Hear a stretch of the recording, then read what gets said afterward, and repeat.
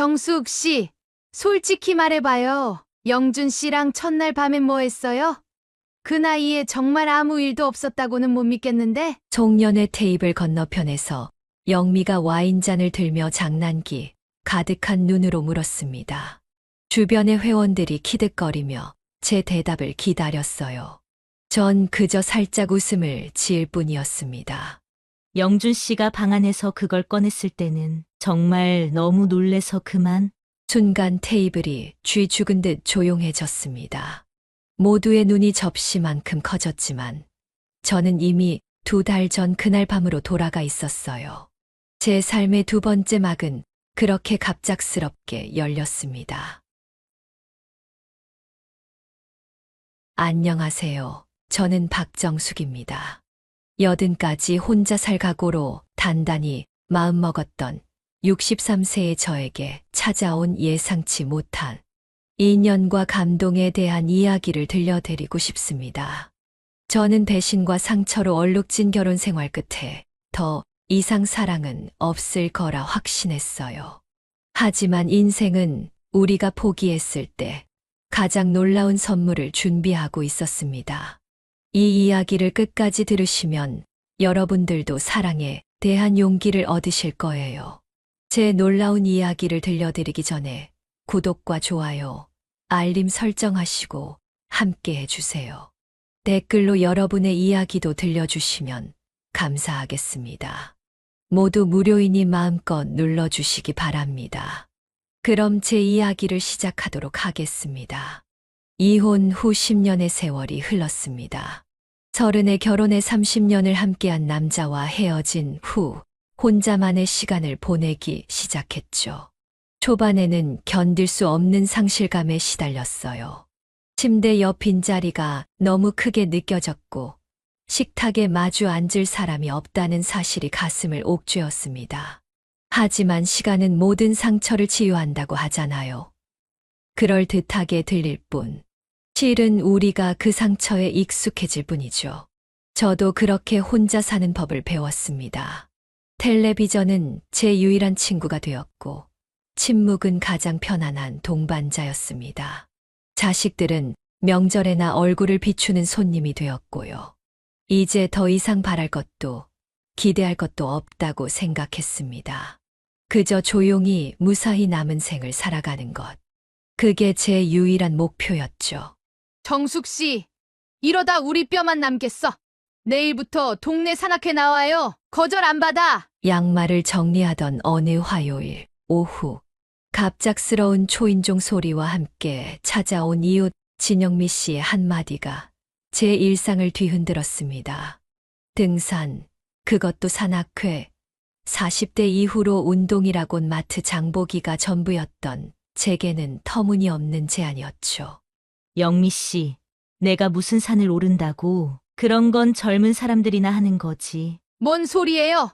우리 산악회 평균 나이가 70세야. 정숙 씨가 제일 어린 축에 속한다고. 손사래를 치는 저를 거실 소파로 끌고 가앉히더니 영미는 휴대폰을 꺼내 사진들을 보여주었습니다. 친절해 보이는 노신사들과 활기찬 할머니들이 산 정상에서 환하게 웃고 있었어요. 놀랍게도 그들 모두 저보다 나이가 더 많아 보였습니다. 한 번만 나와봐요. 싫으면 안 나오면 되잖아. 내일 아침 8시 복지관 앞에서 기다릴게. 영미는 제 대답도 듣지 않고 현관문을 닫고 나가버렸습니다. 처음엔 정말 가지 않으려 했어요. 하지만 그날 밤 텔레비전에서 흘러나오는 웃음소리가 유독 공허하게 들렸고 저는 결국 등산화를 꺼내 먼지를 털어냈습니다. 여러분, 오늘 새로운 회원이 오셨습니다. 박정숙 씨예요. 모두 반갑게 맞아주세요. 복지관 앞에 모인 15명 정도의 회원들 앞에서 영미가 저를 소개했습니다. 갑자기 모든 시선이 저에게 쏠리자 어색함에 손가락만 꼼지락거렸어요. 그때였습니다.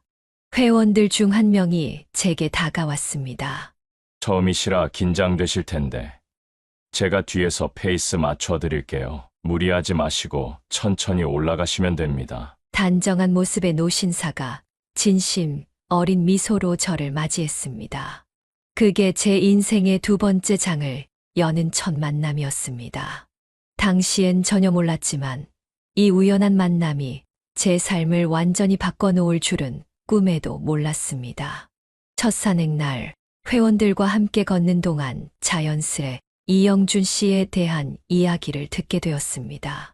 곱게 빗어 넘긴 백발과 단정한 정장 차림이 인상적이었던 그는 산악회에서 가장 인기 있는 회원이었어요.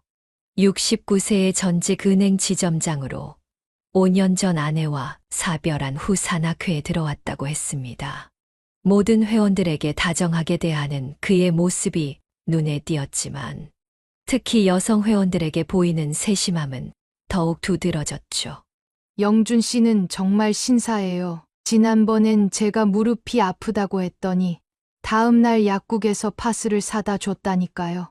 영미의 말에 다른 회원들도 고개를 끄덕였습니다. 어떤 분은 생일에 카드를 받았다고 했고, 또 다른 분은 산행 중 힘들어할 때 물병을 건네주었다는 이야기도 있었죠. 모두가 그를 칭찬하는 동안 저는 미심쩍은 눈길로 그를 바라보았습니다. 세상에 그렇게 완벽한 사람이 어디 있나요? 특히 저는 남편의 배신으로 너무 깊은 상처를 받았기에 그런 친절함 뒤에 숨겨진 의도가 있지 않을까 의심했어요. 식사 시간 모두가 도시락을 꺼내는데 영준 씨가 제게 다가왔습니다. 정숙 씨, 처음 오셨는데 도시락 준비하기 힘드셨을 거예요. 제가 항상 조금 더 많이 싸오거든요. 나눠 드릴까요? 그의 말에 절로 경계심이 일었습니다. 겉으로는 예의 바르게 웃었지만 속으로는 이 사람 뭐지? 그 하는 생각이 스쳤죠. 도시락은 넉넉히 싸왔다며 정중히 거절했습니다. 그는 실망한 기색 없이 미소만 지으며 자리로 돌아갔어요. 그날 이후 몇 번의 산행 동안 영준 씨는 계속해서 저에게 친절을 베풀었습니다. 등산로에서 돌출된 바위를 알려주거나 쉬는 시간에 간식을 나눠주고 심지어 제 배낭이 무거워 보인다며 들어주겠다고 했죠. 하지만 저는 매번 그의 도움을 거절했습니다.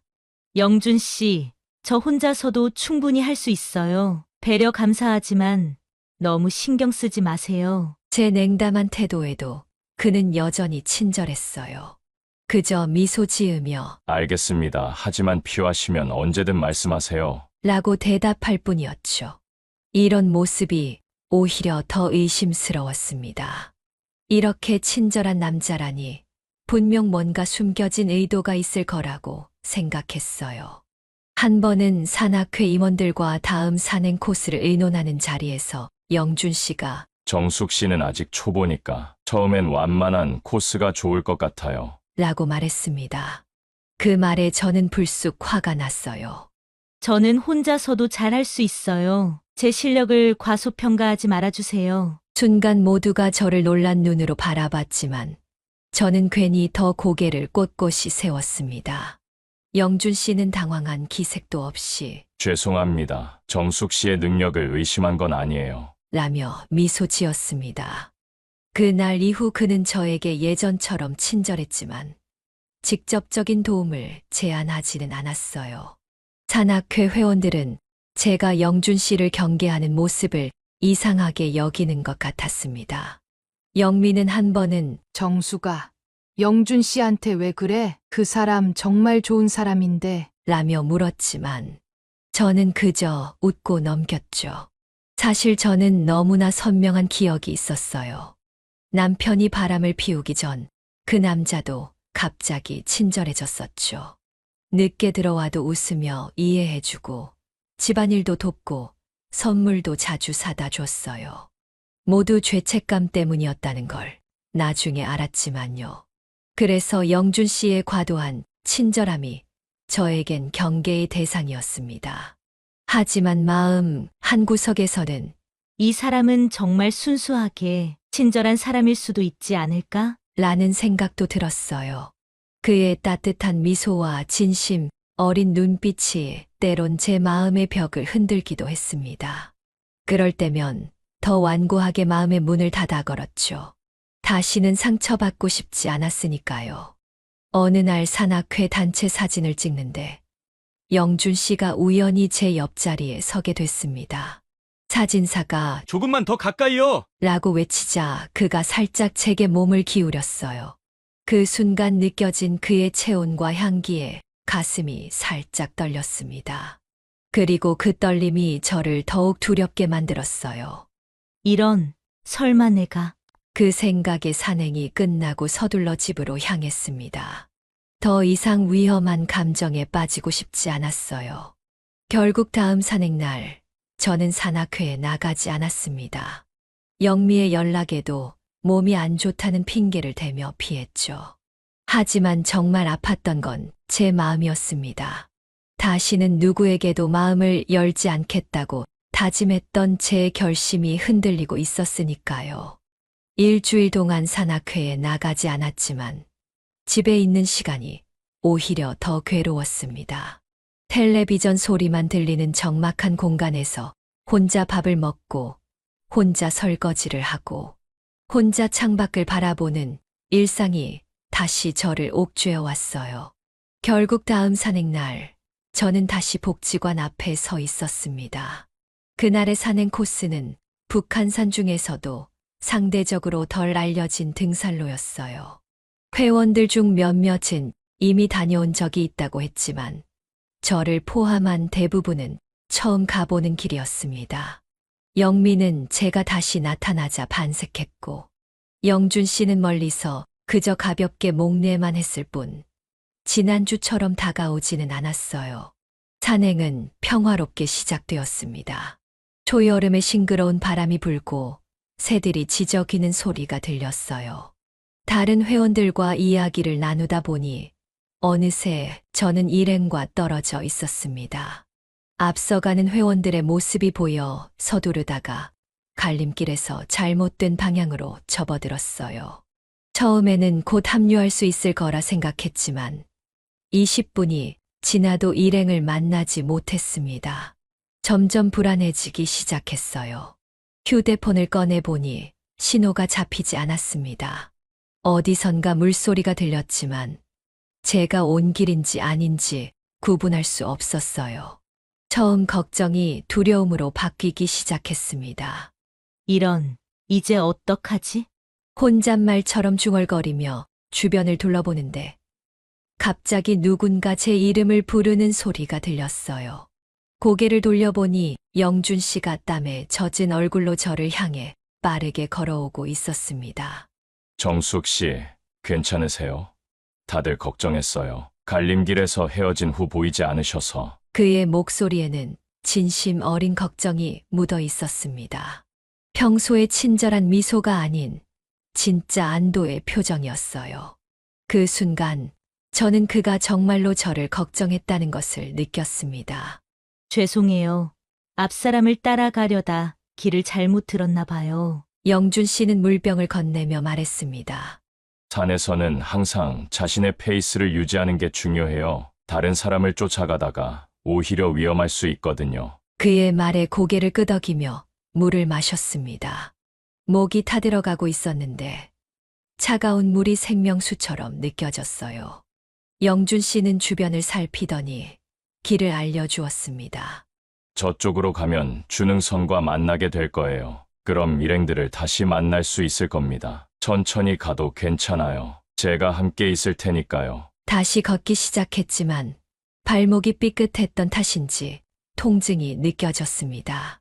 절뚝거리는 저를 보고 영준 씨가 걱정스러운 표정으로 물었어요. 많이 아프신가요? 제가 부축해 드릴게요. 보통 같았으면 단번에 거절했을 텐데 이상하게도 그날은 그러지 못했습니다. 아마도 길을 잃은 공포와 안도감이 뒤섞여서였을까요? 영준 씨의 팔을 붙잡고 천천히 걸었습니다. 그의 체온이 전해지는 순간 묘한 안정감이 느껴졌어요. 산길을 오르면서 영준 씨는 제게 산에 관한 이야기를 들려주었습니다. 어떤 나무가 어떤 나무인지, 어떤 새가 지저귀는지, 심지어 계절마다 달라지는 산의 표정까지. 그의 이야기에 푹 빠져 걷다 보니 통증도 잊게 되었고, 어느새 일행들이 기다리는 곳에 도착했어요. 영준 씨, 정숙 씨, 다행이다. 걱정했잖아요. 영미가 달려와 저를 끌어안았습니다. 다른 회원들도 안도의 표정으로 다가왔어요. 그제야 저는 제가 얼마나 많은 사람들에게 걱정을 끼쳤는지 깨달았습니다. 하산길에 영준 씨는 계속해서 저를 배려해 주었어요. 고르지 않은 길에서는 손을 내밀어 도와주고 쉬어가야 할 때는 먼저 제안해 주었죠. 그런데 이상하게도 이번에는 그의 친절함이 부담스럽게 느껴지지 않았습니다. 오히려 따뜻하고 든든했어요. 그날 밤 집에 돌아와 샤워를 하며 생각했습니다. 영준 씨가 저를 찾아 헤맸을 때 그 진심 어린 표정, 부축해 주던 그 따뜻한 손길이 자꾸 떠올랐어요. 거울 속에 제 모습이 묘하게 상기되어 있었습니다. 마치 오랫동안 잠들어 있던 무언가가 깨어나는 것 같았어요. 저도 모르게 입가에 미소가 번졌습니다. 아직은 제 마음의 빗장을 완전히 열 준비가 되지 않았지만 작은 틈새로 빛이 스며들기 시작한 것 같았어요. 그리고 그 빛이 가져온 따스함이 차갑게 얼어붙었던 제 마음을 조금씩 녹이고 있었습니다. 길을 잃었던 그날 이후 저희 일상에 작은 변화가 찾아왔습니다. 다음 날 아침 8시 정각 전화벨이 울렸어요. 화면에 낯선 번호가 떠 있었습니다. 정숙 씨, 안녕하세요. 영준입니다. 어제 발목은 좀 어떠세요? 순간 가슴이 덜컥 내려앉았습니다. 어떻게 제 번호를 알았을까 싶었는데 산악회 회원 연락처 목록이 있었다고 했어요. 발목은 괜찮다고 별일 아니라고 대답했지만 그는 끈질기게 물었습니다. 붓지는 않으신가요? 파스 붙이셨나요? 오늘은 병원에 가보시는 게 어떨까요? 영준 씨의 진심 어린 걱정에 묘하게 가슴이 따뜻해졌습니다.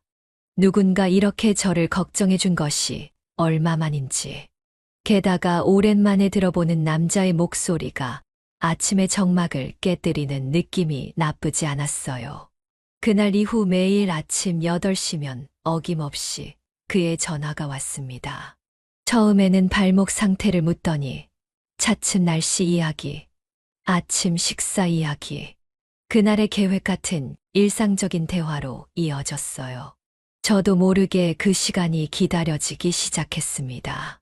오늘은 비가 올 것 같으니 외출하실 때 우산 꼭 챙기세요. 어제 뉴스에서 오후부터 소나기가 내린다고 했어요. 영준 씨의 말은 언제나 사소한 일상에 관한 것이었지만 그 속에 담긴 진심 어린 관심이 느껴졌어요.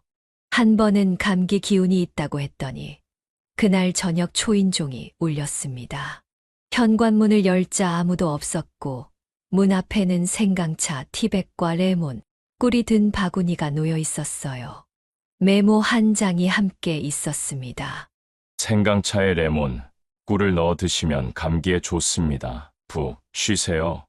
영준. 처음에는 이런 관심이 부담스러웠지만 점차 그의 진심이 느껴지기 시작했어요.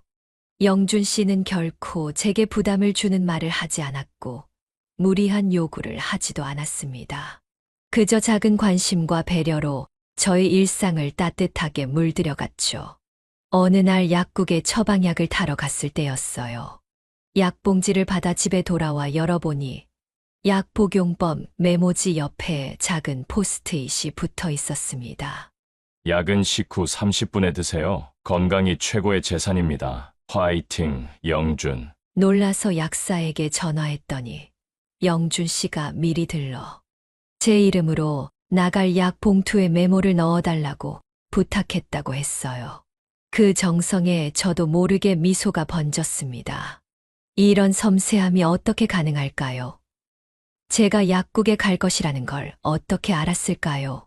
나중에 알고 보니 영미에게 물어봤다고 하더군요. 마트에서 장을 보던 날에도 예상치 못한 일이 있었습니다. 채소 코너에서 상추를 고르고 있는데 누군가 제 카트에 무언가를 넣고 갔어요. 돌아보니 영준 씨가 환하게 웃으며 서 있었습니다.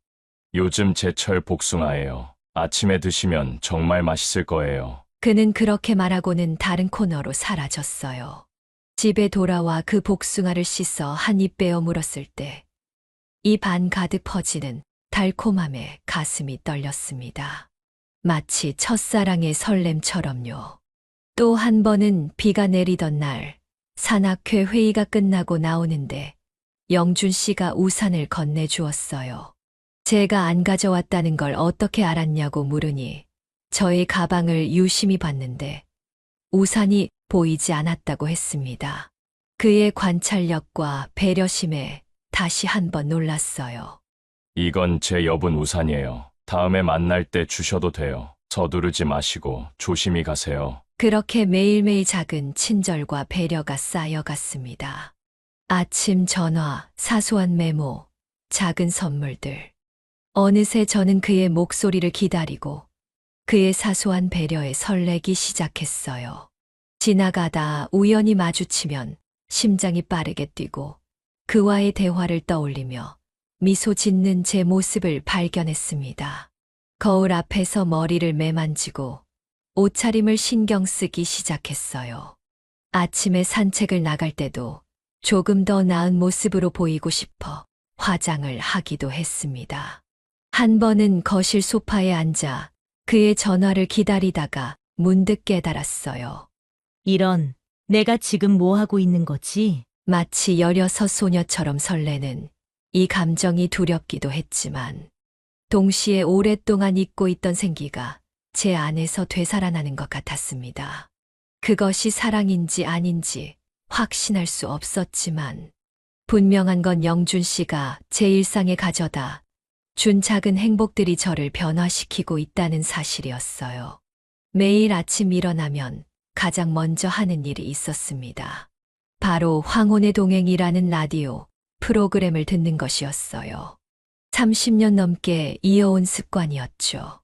이 프로그램은 노년층의 사연과 음악을 들려주는 방송으로 혼자 아침을 준비하는 저에게 마치 오랜 친구 같은 존재였습니다.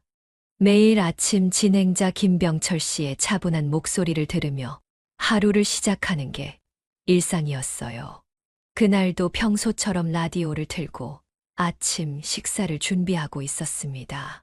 칼로 오이를 썰며 진행자의 말에 귀를 기울였어요.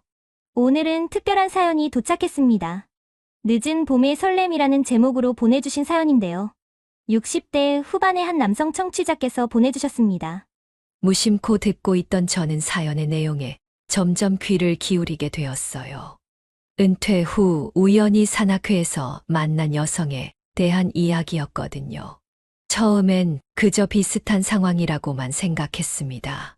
처음 그녀를 만났을 때 다른 회원들과 달리 유독 저를 경계하는 눈빛이 인상적이었습니다.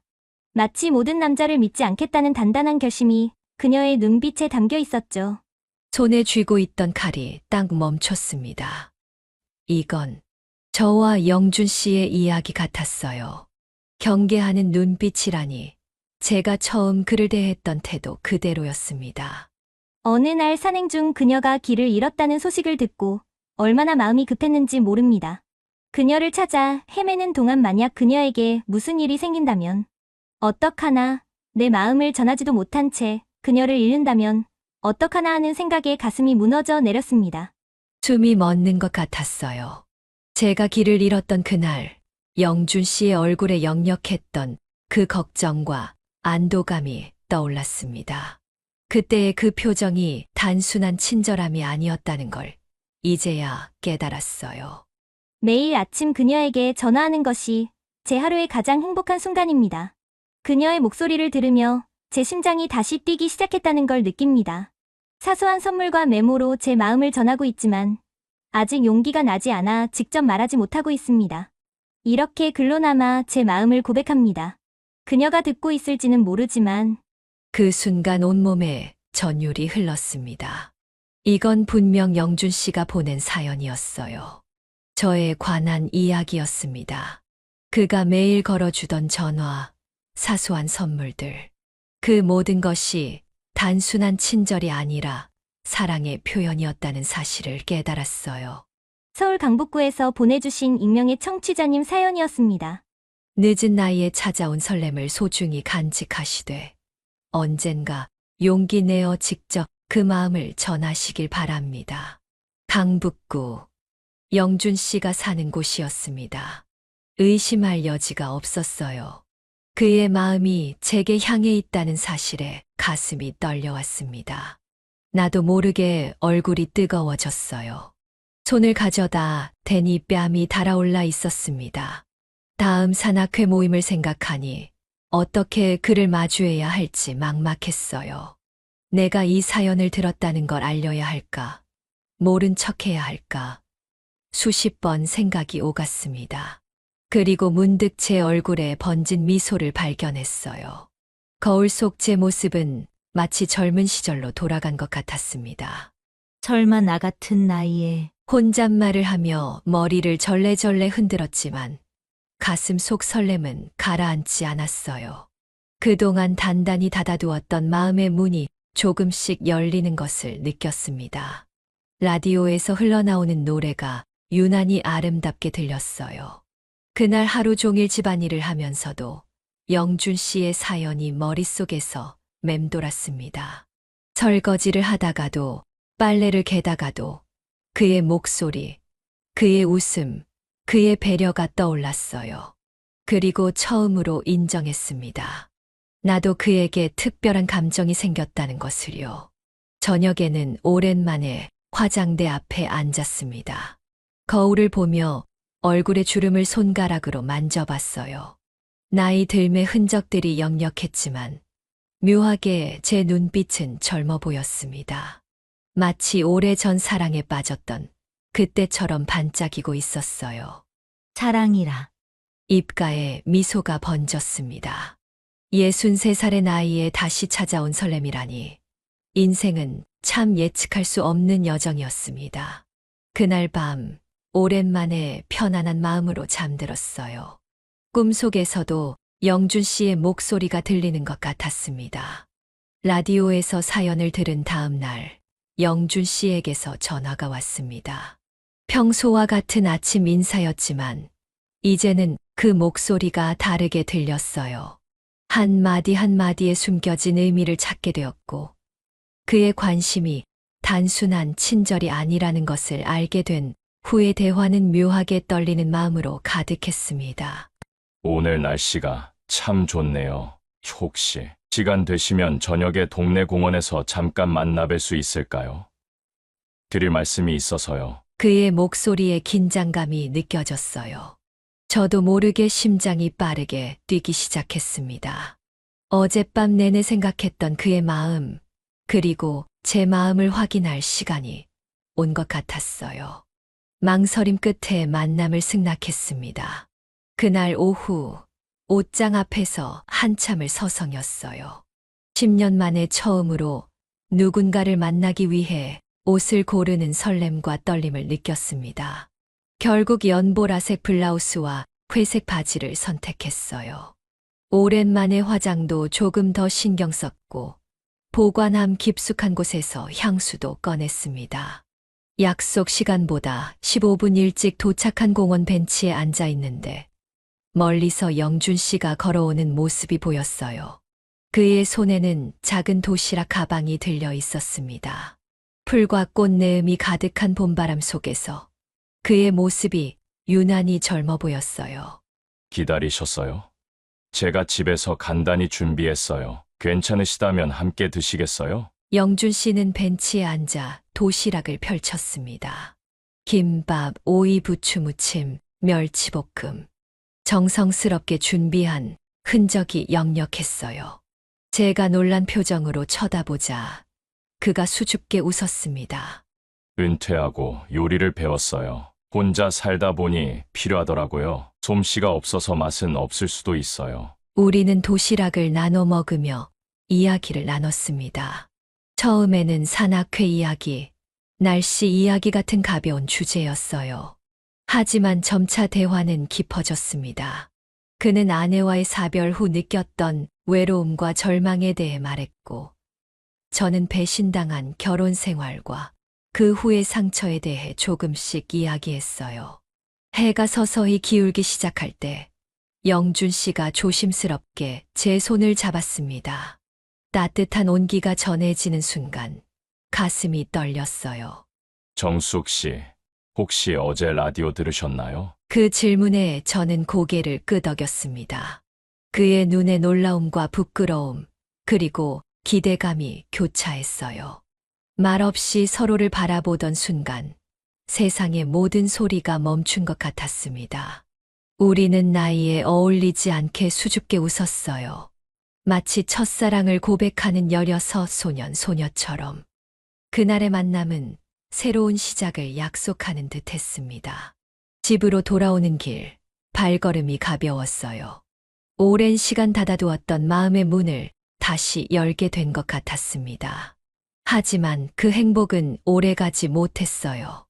만남 이후 며칠간 영준 씨와 더 가까워진 우리는 매일 전화하고 함께 산책하며 서로에 대해 더 많이 알아갔습니다. 그러던 어느 날 복지관 근처 카페에서 약속이 있어 서둘러 가던 중이었어요. 멀리서 영준 씨의 뒷모습이 보였습니다. 반가운 마음에 부르려다 그 옆에 여성을 발견했어요. 40대 초반으로 보이는 젊은 여성이었죠. 그녀는 영준 씨의 팔짱을 끼고 있었고 두 사람은 무언가 즐거운 대화를 나누며 걷고 있었어요. 영준 씨는 그녀의 어깨에 손을 얹고 다정하게 웃고 있었습니다. 순간 머릿속이 하얘졌어요. 마치 옛날 남편이 다른 여자와 걸어가는 모습을 본 그날처럼요. 다리에 힘이 빠졌고 가슴이 무너져 내렸습니다. 또 속았구나. 라는 생각만 맴돌았어요. 그 자리에서 돌아서 집으로 왔습니다. 겨우 집에 도착해 현관문을 닫는 순간 참았던 눈물이 쏟아졌어요. 다시는 믿지 않겠다고, 다시는 상처받지 않겠다고 다짐했던 제가 또 다시 같은 실수를 한 것 같았습니다. 그날 이후 영준 씨의 전화를 받지 않았어요. 문자도 읽지 않았고 산악회에도 나가지 않았습니다. 그가 저를 걱정하는 마음에 집 앞까지 찾아왔지만 인터폰을 무시했어요. 영미를 통해 제 상태를 물어볼 때도 아프다는 핑계만 전했죠. 가슴 한 구석에서는 혹시 오해가 있는 건 아닐까 하는 생각도 들었지만 분명히 본 장면이 너무 선명했어요. 그리고 한 번 상처받은 마음은 다시 단단하게 닫혀버렸습니다. 영준 씨와 연락을 끊은 지 보름이 지났습니다. 매일 아침 전화벨 소리에 가슴이 떨리던 일상이 사라진 자리에는 다시 고요한 정막만 남았어요. 아무 일도 없었던 것처럼 살아야겠다고 다짐했지만 자꾸만 공원 벤치에서 나눴던 대화와 그의 따뜻한 손길이 떠올랐습니다. 끊임없이 밀려오는 그리움을 억누르려 애썼지만 밤마다 베개를 적시는 눈물을 막을 수는 없었어요. 그날도 평소와 같이 시장을 가기 위해 집을 나섰습니다. 최근에는 마트보다 시장을 자주 찾게 됐어요. 복지관 근처의 마트는 영준 씨와 마주칠 가능성이 높았기 때문이죠. 그렇게 조심스레 집에서 먼 재래시장을 찾았는데 운명이란 피할 수 없는 것인지 결국 마주치고 말았습니다. 물을 고르고 있을 때였어요. 등 뒤에서 익숙한 목소리가 들렸습니다. 정숙 씨, 가슴이 철렁 내려앉았어요. 영준 씨였습니다. 그의 얼굴은 지난 보름 사이 한층 야위어 보였고 눈에는 깊은 수심이 가득했습니다. 그 모습에 가슴이 아팠지만 저는 고개를 돌리고 가려 했어요. 하지만 그가 제 앞을 막아섰습니다.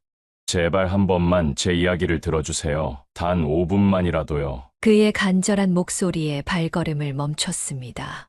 시장 한쪽 작은 찻집으로 자리를 옮겼어요. 테이블 위에 놓인 두 잔의 차에서 김이 모락모락 피어올랐지만 공기는 한없이 무거웠습니다. 서로 눈을 마주치지 못한 채 침묵만 이어졌어요. 그날 본 여자분은 제 딸입니다. 미국에서 10년 만에 한국에 잠시 들렀어요. 그 말에 저는 놀라 고개를 들었습니다. 영준 씨의 눈빛은 진심이 가득했어요. 혜진이는 제가 재혼했다는 이야기를 들었다고 장난치면서 팔짱을 끼더군요. 오해를 살 수 있는 행동이었는데 저는 그 가능성을 전혀 생각하지 못했습니다. 영준 씨는 가방에서 무언가를 꺼냈어요. 연갈색 가죽으로 만든 다이어리였습니다. 표지에는 우리의 이야기라고 정성스레 새겨져 있었어요. 지난 몇 달간 정숙 씨와 함께한 순간들을 여기에 적어왔습니다. 처음 만난 날부터 시작해서 다이어리를 펼쳐보니 첫 페이지에는 2024년 4월 12일 봄이 시작된 날이라고 쓰여 있었습니다. 그 옆에는 산악회 단체 사진에서 제 모습만 동그라미 쳐져 있었어요. 그 아래 영준 씨의 단정한 글씨로 뭔가 다른 느낌이었다. 왜 그런지 모르겠지만 이분을 알고 싶다라고 적혀 있었습니다. 페이지를 넘기자 저의 모든 것이 기록되어 있었어요. 제가 좋아하는 꽃, 즐겨 마시는 차, 산행 중 했던 농담들까지. 심지어 제가 우연히 말했던 어린 시절 살던 동네에 있던 빵집이 그립다는 말까지 적혀 있었습니다. 그 옆에는 언젠가 그 빵집을 함께 찾아가자라는 메모도 있었어요. 다이어리 중간에는 저희의 공원 데이트 날짜와 함께 그날 나눈 대화, 그리고 제 손을 잡았을 때의 떨림까지 상세히 기록되어 있었습니다. 마지막 페이지에는 우리가 연락이 끊긴 날 이후의 기록들. 매일같이 복지관을 찾았던 일, 제 집 앞에서 밤새 기다렸던 일, 그리고 딸에게 정숙 씨에 대한 이야기를 했던 일까지. 딸아이가 자기 때문에 오해가 생겼다면서 많이 미안해했어요. 미국으로 돌아가기 전에 정숙 씨를 직접 만나 설명하고 싶다고도 했습니다. 눈물이 왈칵 쏟아졌어요. 단단히 닫아두었던 마음의 문이 활짝 열리는 것 같았습니다. 그동안 얼마나 큰 오해를 했던 건지, 그리고 얼마나 소중한 사람을 밀어냈던 건지 깨달았어요. 정말 죄송해요. 제가 너무 의심이 많아서. 영준 씨는 다정한 미소를 지으며 제 손을 잡았습니다. 그 온기가 얼어붙었던 제 마음을 완전히 녹여버렸어요. 제 진심이 이제야 전해졌나요? 이 다이어리에는 아직 빈 페이지가 많이 남아 있습니다. 정숙 씨와 함께 채워나가고 싶어요. 따뜻한 봄볕이 찻집 창문으로 쏟아져 들어왔습니다. 그 빛 속에서 영준 씨의 얼굴이 더없이 환하게 빛났어요. 이제 우리의 이야기는 새로운 장을 향해 펼쳐지고 있었습니다. 그날 이후 제 삶은 완전히 달라졌습니다. 영준 씨가 건네준 다이어리는 마치 보물 상자처럼 매일 밤 제 곁에 있었어요. 잠들기 전 한 페이지씩 꼼꼼히 읽으며 그가 저를 바라보았던 시선을 느꼈습니다. 그의 눈을 통해 비친 저는 제가 생각했던 것보다 훨씬 더 특별한 사람이었어요. 다이어리에는 제가 미처 기억하지 못했던 순간들이 가득했습니다. 제가 산행 중 들꽃에 감탄했던 날, 영준 씨는 몰래 그 꽃의 이름을 찾아 적어두었더군요. 제가 무심코 이 풀꽃 예쁘네요. 라고 말했던 것이 매화꽃 땡강나무라는 것도 알게 되었어요. 그는 심지어 다음 산행 때 그 꽃이 잘 보이는 코스를 추천하기 위해 미리 답사까지 다녀왔다고 적혀 있었습니다. 또 한 번은 제가 무릎이 아파 잠시 쉬어갔던 날, 그 자리에 앉아있던 저의 뒷모습을 멀리서 스케치해 두었더군요. 서툴지만 정성이 담긴 그림이었습니다. 그림 아래에는 세상에서 가장 아름다운 뒷모습이라고 적혀 있었어요. 목 뒤로 올라오는 뜨거운 감정을 억누를 수 없었습니다. 복지관 노래교실에서 제가 청춘이라는 노래를 불렀던 날, 그는 제 목소리가 맑고 청아하다고 써 두었더군요. 심지어 그 후로 매일 밤 잠들기 전 유튜브에서 그 노래를 들었다는 기록도 있었습니다. 이런 작은 순간들, 저조차 잊고 있던 기억들이 그의 마음 속에 고스란히 담겨 있었어요. 가장 놀라웠던 것은 제 생일을 알고 있었다는 사실이었습니다. 그 날짜를 기억했다가 작은 선물을 준비했지만 용기가 나지 않아 결국 건네지 못했다고 적혀 있었습니다. 그 건네지 못한 선물이란 제가 우연히 마트에서 예쁘다고 말했던 퍼플 컬러의 손수건이었어요. 직접 구매해서 집에 보관하고 있었다는 사실을 알게 되었습니다. 이 다이어리에는 제 진심이 담겨 있어요. 제가 정숙 씨를 얼마나 소중히 생각하는지 모두 적었습니다. 어느 날 저녁 함께 커피를 마시며 영준 씨가 말했습니다. 그의 눈빛은 진심으로 가득했어요. 다이어리 속 기록들을 읽으면 읽을수록 저는 이 사람이 얼마나 따뜻하고 진실된 마음을 가졌는지 깨달았습니다. 어쩌면 제가 평생 찾아왔던, 그러나 한 번도 만나지 못했던 그런 사람일지도 모른다는 생각이 들었어요. 영준 씨, 이렇게 제 모든 것을 소중히 여겨준 사람은 처음이에요. 하지만 사실 많이 무서워요. 이 나이에 또 실패하면 어쩌나 하는 두려움이 있어요. 솔직한 제 마음을 털어놓았습니다. 영준 씨는 다정한 미소를 지으며 제 손을 꼭 잡았어요. 저도 두렵습니다. 하지만 정숙 씨와 함께라면 그 두려움조차 이겨낼 수 있을 것 같아요. 우리 함께 다시 시작해보면 어떨까요? 그날 밤 집으로 돌아와 다이어리의 마지막 페이지를 펼쳤습니다. 거기에는 아직 적히지 않은 빈 페이지가 많이 남아 있었어요. 그리고 맨 뒷장에 영준 씨의 글씨체로 이렇게 쓰여 있었습니다. 이 빈 페이지들은 앞으로 우리가 함께 채워나갈 우리의 이야기입니다. 정숙 씨, 남은 인생을 함께 걸어갈 용기가 있으신가요? 그 순간 제 마음속에 확신이 생겼습니다. 나이가 들어 다시 시작하는 사랑, 그것도 결혼이라니 주변에서는 미쳤다고 할지도 모릅니다. 하지만 이제 와서 깨달았어요. 인생은 언제라도 다시 시작할 수 있다는 것을, 그리고 사랑에는 나이가 없다는 것을. 다이어리를 가슴에 안고 창밖을 바라보았습니다. 어둠 속에서도 밝게 빛나는 별들처럼 영준 씨는 제 인생의 어두운 시간을 밝히는 빛이 되어 주었어요. 이 다이어리 속에 담긴 그의 진심, 그리고 앞으로 함께 채워갈 우리의 이야기를 생각하니 가슴이 벅차올랐습니다. 그렇게 저는 결심했어요. 63세의 나이에 다시 한번 사랑을 믿고 새로운 시작을 하기로. 영준 씨의 청혼에 네, 함께해요. 라고 답하기로 말이죠. 영준 씨에게 마음을 열고 재혼을 결심하게 된 후 가장 큰 산이 남아 있었습니다. 바로 자식들에게 이 사실을 알리는 일이었어요. 아들 준호는 서울에서 회사를 다니고 딸 은지는 부산에서 살고 있었습니다. 두 아이 모두 바쁜 일상 속에서 한 달에 한 번 정도 전화하는 것이 전부였죠. 제가 다시 사랑을 시작했다는 사실을 어떻게 받아들일지 염려되었어요. 용기를 내어 주말에 아이들을 집으로 초대했습니다. 준비한 음식을 놓고 둘러앉았는데 내내 가슴이 두근거렸어요. 식사를 마치고 차를 마시는 시간, 마침내 입을 열었습니다. 준호야, 은지야, 엄마가 할 말이 있어. 사실은 최근에 만나는 사람이 생겼어. 순간 식탁에 정적이 흘렀어요. 아이들의 표정이 굳어지는 것이 느껴졌습니다. 준호가 먼저 반응했어요. 엄마, 무슨 소리예요? 이 나이에 무슨 만남이에요? 혹시 돈 때문에 접근하는 사람 아니에요? 예상했던 반응이었지만 그래도 마음이 아팠습니다. 은지도 걱정스러운 얼굴로 말을 이었어요.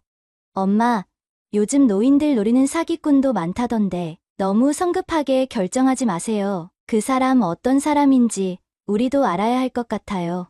아이들의 걱정을 이해했습니다. 부모가 나이 들어 누군가를 만난다는 것은 자식들에게 낯설고 불안한 일일 테니까요. 하지만 제 마음은 확고했어요. 오랫동안 혼자 살며 단단히 다져온 독립성을 지키면서도 영준 씨와 함께하는 삶을 원했습니다. 영준 씨는 정말 좋은 사람이야. 은퇴한 은행원이고 아내와 사별한 후 혼자 지내고 있어. 엄마가 어리석은 결정을 내릴 나이는 아니잖니. 그날 이후 아이들은 영준 씨에 대해 알아보기 시작했어요. 은지는 복지관에 직접 찾아가 주변 사람들에게 영준 씨에 대해 물어봤다고 했고요. 그들의 과잉 보호가 때로는 부담스러웠지만 한편으론 자식들의 사랑이라 생각하며 이해했습니다. 한 달 후 영준 씨를 정식으로 가족들에게 소개하는 자리를 마련했어요. 강남의 조용한 레스토랑에서 네 사람이 마주 앉았을 때 공기는 무거웠습니다. 영준 씨는 정중하게 인사를 건넸어요. 정말 뵙게 되어 반갑습니다. 정숙 씨 이야기를 많이 들었어요. 두 분 모두 훌륭하게 성장하셨네요. 처음에는 어색한 대화만 오갔지만 식사가 진행되면서 분위기가 조금씩 누그러졌습니다. 영준 씨의 차분하고 예의 바른 태도, 그리고 진심 어린 말투가 아이들의 마음을 조금씩 열었던 것 같아요. 특히 영준 씨가 자신의 과거, 가족, 그리고 저와의 관계에 대해 솔직하게 이야기하는 모습이 좋은 인상을 주었습니다. 저는 정숙 씨의 행복만을 바랍니다. 물론 제가 갑자기 등장한 것에 두 분이 걱정되는 마음 충분히 이해해요. 하지만 제 진심을 믿어주셨으면 합니다. 영준 씨의 진심 어린 말에 아이들의 표정이 조금 풀어졌어요. 준호는 여전히 의심의 눈초리를 거두지 않았지만 은지는 조금씩 마음을 열기 시작했습니다.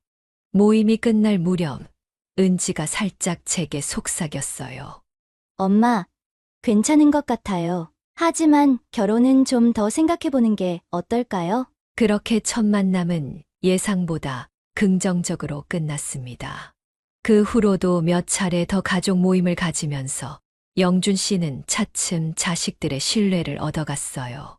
준호는 영준 씨의 금융 지식을 묻기 시작했고, 은지는 가끔 영준 씨와 통화를 하기도 했습니다. 그리고 마침내 그날이 왔어요. 구청 민원실의 의자에 나란히 앉아 혼인신고서를 작성하는 순간, 제 인생의 새로운 장이 시작된다는 것을 실감했습니다. 화려한 결혼식 대신 조용한 신고로 시작된 우리의 결혼 생활. 아이들은 여전히 완전한 지지를 보내지는 않았지만 적어도 우리의 선택을 존중해주기 시작했어요. 혼인신고를 마치고 나오는 길, 영준 씨가 제 손을 꼭 잡았습니다.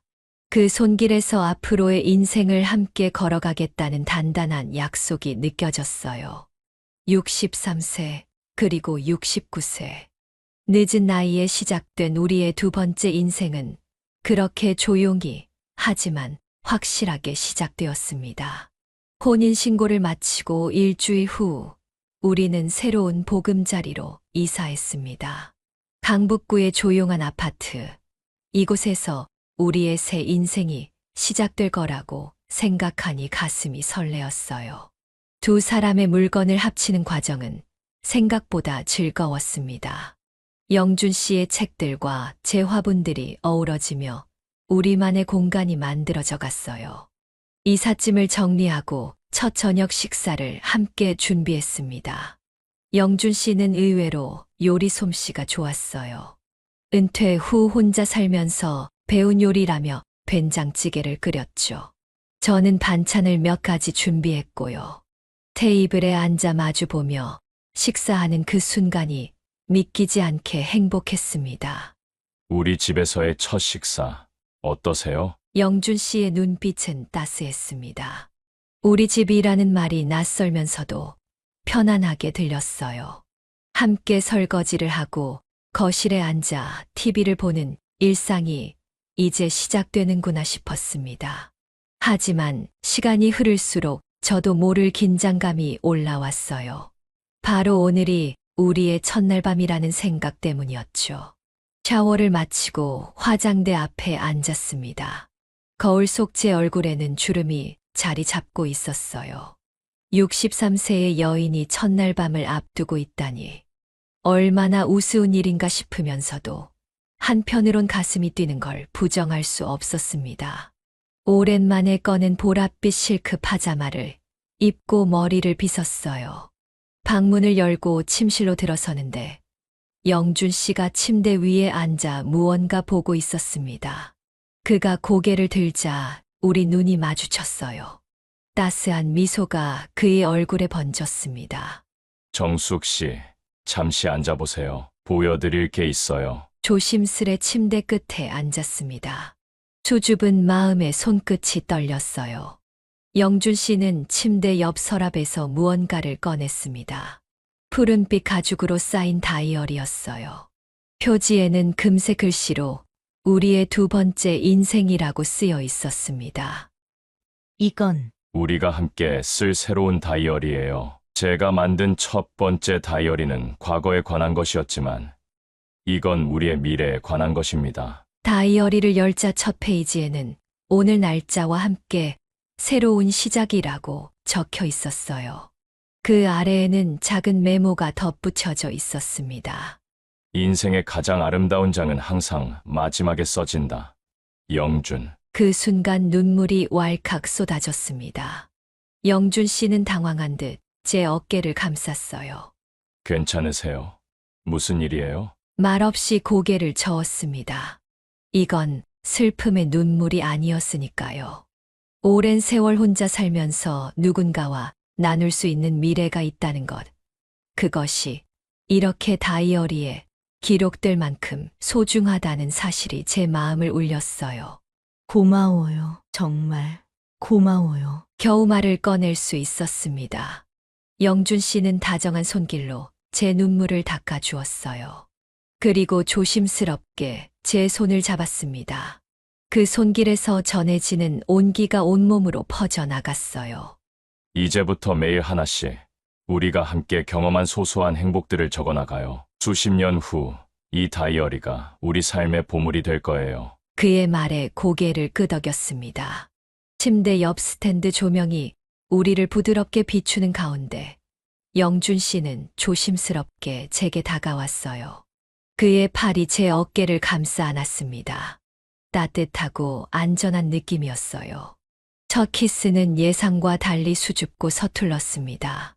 마치 처음 사랑을 알게 된 청춘처럼 우리는 서로를 조심스럽게 탐색했어요. 나이가 무색하게 느껴지는 순간이었습니다. 영준 씨의 품 안에서 저는 다시 젊은 시절로 돌아간 것 같았어요. 그날 밤 우리는 서로의 온기를 느끼며 이야기를 나누었습니다.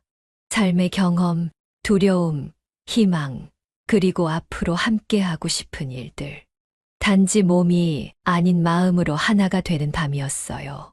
서로의 손을 꼭 잡은 채 잠이 들었고 아침에 눈을 떴을 때 옆에 있는 그의 모습이 꿈처럼 느껴졌습니다.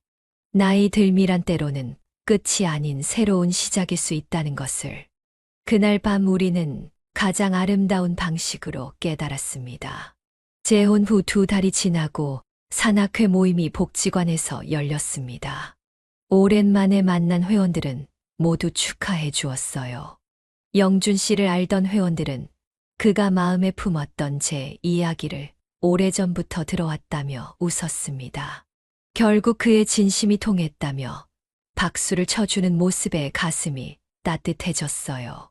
그날 산행을 마치고 돌아오는 길, 회원들은 저희에게 작은 축하 자리를 마련해 주었습니다. 동네 식당의 조용한 룸에서 열린 소박한 모임이었어요. 모두가 둘러앉아 음식을 나누며 이야기를 나누었습니다. 그때 한 회원이 제게 물었어요. 정숙 씨, 솔직히 말해봐요. 이 나이에 다시 시작한 사랑이 어때요? 후회는 없어요? 테이블이 갑자기 조용해졌습니다. 모두의 시선이 저에게 향했어요. 특히 산악회에서 혼자 생활하시는 분들의 눈빛에서 진심 어린 궁금증이 느껴졌습니다. 잠시 생각에 잠기다 입을 열었어요. 사실 처음에는 저도 두려웠어요. 이 나이에 다시 설레고 떨리고 그리고 누군가를 위해 아침에 일어나는 일이 가능할까 싶었거든요. 회원들은 고개를 끄덕이며 귀 기울였습니다. 저는 영준 씨를 바라보았어요. 그는 다정한 미소로 저를 응원했습니다. 하지만 이제 깨달았어요. 사랑에는 나이가 없다는 것을. 오히려 젊었을 때보다 더 깊고 의미 있는 사랑을 할 수 있다는 것을요. 제 말에 몇몇 회원들의 눈시울이 붉어졌습니다. 아마도 그들 역시 비슷한 감정을 품고 있었나 봐요. 혼자 생활하면서 누군가와 마음을 나누고 싶은 마음, 하지만 주저했던 그 마음을 모두가 느끼고 있었던 것 같았습니다. 젊었을 때의 사랑은 열정과 욕심이 많았어요. 하지만 이 나이의 사랑은 다릅니다. 서로를 있는 그대로 받아들이고 남은 시간을 어떻게 하면 더 의미 있게 함께할 수 있을지 고민하게 되더라고요. 손을 빌려주었던 회원 김 여사가 눈물을 훔치며 물었어요. 그래도 그 사람의 습관이나 고집 같은 것 힘들지 않나요? 난 그게 가장 걱정돼요. 제 시선이 다시 영준 씨에게 향했습니다. 그도 저를 바라보며 미소 짓고 있었어요. 물론 편하지만은 않아요. 하지만 이 나이에 만난 사랑은 완벽한 사람을 찾는 게 아니라 완벽하지 않은 서로를 이해하고 보완해주는 거예요. 영준 씨는 커피를 너무 진하게 내려 마셔서 처음엔 적응이 안 됐어요. 하지만 이제는 그의 진한 커피 한 잔이 제 하루의 활력이 되었답니다. 회원들 사이에 웃음이 퍼졌습니다. 그것은 공감의 웃음이었어요. 저는 이어서 말했습니다. 우리는 항상 아직 젊다고 생각하면서도 동시에 이제 늙었다고 체념하는 모순 속에 살아가요. 하지만 진실은 그 중간 어딘가에 있어요. 우리는 아직 사랑하고 꿈꾸고 새로운 시작을 할 수 있을 만큼 충분히 젊습니다. 그 말에 식당 안이 조용해졌어요. 모두가 자신의 인생을 돌아보는 듯 했습니다. 그때 산악회에서 혼자 사시는 박 회장님이 눈을 반짝이며 물었어요. 정숙 씨, 그럼 우리 같은 사람들에게 조언을 한다면 뭐가 있을까요? 잠시 생각한 후 대답했습니다. 두려워하지 마세요. 과거의 상처나 주변의 시선에 너무 얽매이지 말고 자신의 마음에 솔직해지세요. 인생의 황혼기는 끝이 아니라 또 다른 아름다운 시작이 될 수 있어요. 우리 모두 사랑받고 사랑할 자격이 있습니다. 그날 이후 산악회에서는 작은 변화들이 생겼어요. 홀로 계시던 회원들 사이에 묘한 눈빛이 오가기 시작했고 서로에게 조금씩 마음을 열어가는 모습이 보였습니다. 영준 씨와 저의 이야기가 그들에게 작은 용기를 주었나 봅니다. 집으로 돌아오는 길, 영준 씨가 제 손을 꼭 잡았어요. 정숙 씨, 오늘 정말 멋진 이야기였어요. 당신이 있어 제 인생이 얼마나 풍요로워졌는지 모릅니다. 그 말에 가슴이 따뜻해졌습니다. 노년의 사랑이 주는 깊은 위로와 행복을 다시 한번 느꼈어요. 우리는 손을 맞잡고 노을이 물드는 거리를 천천히 걸었습니다. 앞으로서 내려갈 우리만의 다이어리에 오늘의 이야기도 한 페이지로 남게 될 것이라 생각하니 가슴이 벅차올랐습니다. 오늘로 영준 씨와 재혼한 지 1주년이 되었습니다. 우리는 특별한 날을 기념하기 위해 처음 만났던 그 산을 함께 오르기로 했어요. 예전에 비해 조금 느려진 걸음이지만 서로의 손을 잡고 천천히 걸으며 지난 1년을 돌아보았습니다. 산 정상에 올라 넓게 펼쳐진 도시를 바라보며 깊은 감사함을 느꼈어요. 63살의 나이에 다시 찾아온 사랑, 그리고 매일 아침 눈을 뜨면 옆에서 만날 수 있는 따뜻한 동반자. 이 모든 것이 꿈만 같았습니다. 영준 씨는 배낭에서 작은 케이크와 보온병에 담은 따뜻한 차를 꺼냈어요. 산 정상에서의 작은 축하 파티였습니다. 케이크에 촛불을 켜고 함께 불었어요. 그 순간 제 마음속에 소원이 생겼습니다. 앞으로 더 많은 날들을 함께 할 수 있기를. 정숙 씨, 이 나이에 찾아온 사랑이 이렇게 행복할 줄 몰랐어요. 앞으로도 함께 많은 추억을 만들어 갔으면 좋겠습니다. 영준 씨의 진심 어린 말에 가슴이 벅차올랐습니다. 1년 전만 해도 혼자 적막한 아파트에서 텔레비전만 바라보며 하루하루를 보냈던 제가 이제는 매일 새로운 기대와 함께 눈을 뜨고 있으니까요. 하산길에 우리는 다른 산악회 회원들, 대부분 60대 이상의 노인들을 만났어요. 그 중에는 혼자 오신 분들도 많았습니다. 그들의 눈빛에서 외로움과 쓸쓸함이 느껴졌어요. 문득 제가 영준 씨를 만나기 전의 모습이 떠올랐습니다. 휴식 시간, 벤치에 앉아 있는데 한 할머니가 다가왔어요. 70대 중반으로 보이는 분이었습니다. 혹시 재혼하신 분이세요? 얼마 전에 산악회에서 이야기를 들었어요. 정숙 씨가 맞으신가요? 놀라운 마음에 고개를 끄덕였습니다. 할머니는 주저하는 모습으로 옆에 앉았어요. 저도 혼자 산 지 15년이 넘었어요. 때로는 너무 외롭고, 하지만 이 나이에 새로운 관계를 맺는다는 게 두렵기도 하고, 어떻게 용기를 내셨는지 여쭤봐도 될까요? 그 질문에 저는 잠시 생각에 잠겼습니다. 어떻게 용기를 냈는지, 그건 정확히 말하기 어려운 질문이었어요. 하지만 이 분과 같은 고민을 하는 많은 노인들이 있을 거라 생각하니 진심으로 대답하고 싶었습니다. 처음에는 저도 두려웠어요. 나이가 들면 사랑이란 감정이 시들 거라고 생각했거든요. 하지만 이제 알게 되었습니다. 우리의 마음은 나이가 들어도 여전히 젊다는 걸요. 할머니의 눈빛이 조금씩 변하는 게 느껴졌어요. 제 말이 그분의 마음에 와닿은 것 같았습니다. 두려움보다 더 큰 건 후회예요. 만약 그때 용기를 냈더라면 이라는 생각을 하며 살고 싶지 않았어요. 그래서 마음을 열기로 했습니다. 결과가 어떻든 적어도 도전했다는 사실만으로도 의미가 있으니까요. 그 후로 할머니와 저는 연락처를 교환했고 가끔 커피를 마시며 이야기를 나누게 되었습니다. 그분뿐만 아니라 비슷한 상황의 여러분들이 저에게 조언을 구해 오셨어요. 저는 그분들에게 항상 같은 메시지를 전했습니다. 인생은 언제든 새롭게 시작할 수 있어요. 특히 우리 같은 노년기에는 더 깊고 의미 있는 관계를 맺을 수 있답니다. 과거의 아픔이나 두려움에 사로잡히지 마세요. 지금 이 순간부터 새로운 행복을 찾아 나서는 용기를 가지세요. 집으로 돌아오는 길, 영준 씨와 손을 맞잡고 거리를 걸으며 생각했습니다.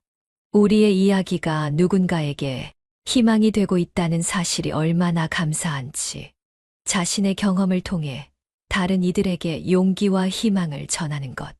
이것이야말로 인생의 진정한 의미가 아닐까요? 오늘 저는 여러분께 제 이야기를 들려드렸습니다. 삶의 황혼기에 찾아온 뜻밖의 사랑과 행복에 관한 이야기요. 어쩌면 지금 이 이야기를 듣고 계신 분들 중에도 비슷한 상황에 계신 분들이 있을지도 모르겠습니다. 혼자서 외로운 시간을 보내고 계신 분, 다시 사랑할 용기가 필요하신 분, 또는 단순히 인생의 새로운 가능성을 찾고 계신 분들에게 말씀드리고 싶어요. 여러분의 인생은 아직 끝나지 않았습니다. 오히려 지금이야말로 더 깊고 의미 있는 관계를 맺을 수 있는 시간일지도 모릅니다. 두려움과 망설임을 내려놓고 자신의 마음에 솔직해지세요. 나이는 단지 숫자일 뿐, 우리의 마음은 언제나 새로운 사랑과 행복을 찾을 준비가 되어 있답니다. 여러분의 삶에도 아름다운 봄이 다시 찾아오길 진심으로 바랍니다. 지금 이 순간 용기를 내어 첫 걸음을 내디드세요. 그 걸음이 여러분을 새로운 행복으로 이끌어 줄 거예요.